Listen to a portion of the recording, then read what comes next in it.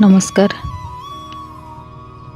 लोक माने कहते जीवन रु कई जने चलीगले जीवन अधूरा रही जाएनी, किंतु ए कथा सत जे लक्षे मनीष आसिले भी से चली जाइथिबा मनीषर स्थान केही पूरण करि पारंती नहीं।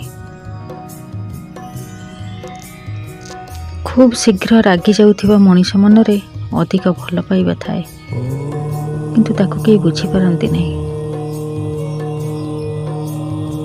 समय बदली जाए जीवन सह, जीवन बदली जाए संपर्क सह, किंतु संपर्क बदले ना आपणार सह।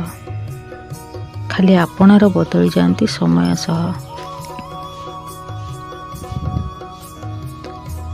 मनुष्य ता जीवन रे सब किछि भूली जाई पारे, किंतु सही समय को चाहिकरी मध्य केबे भूली पारे ना। जेतेबेले ताको आपणार लोकंकर आवश्यकता थाए, किंतु आपणार लोक पर करी दूरे जाए। मृत्यु परे यह ही जीवनर सत्य।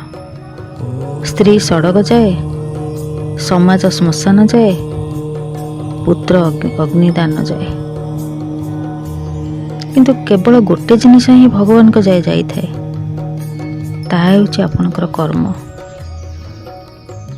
सतरे बंधु केही कहार शत्रु नुहंती, केवल निजर हृदय रे थिबा गर्व, अहंकार और स्वार्थपर बड़ शत्रु। प्रथमे एहाकु मारी देई देख, समस्ते तुमर आपणार लागिबे, तापर आनंद ही आनंद लागिबो। भल हेइथिला ना श्रीराम लंका को बानर सेना नेकी जाइतिले,